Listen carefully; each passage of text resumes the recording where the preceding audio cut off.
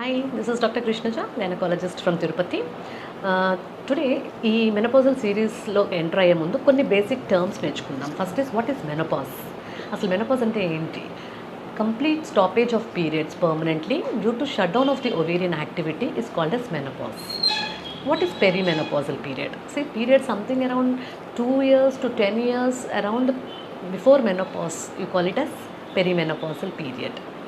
Then next is ఎప్పుడు మనం menopause attain అయ్యాము అని ఎప్పుడు చెప్పచ్చు ఒక విమెన్కి.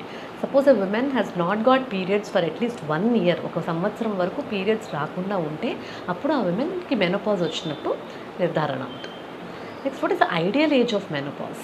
C, for an average Indian women the average menopausal period is around 45 years, but globally if we consider, around 52 to 53 years is considered as a ideal age of menopause.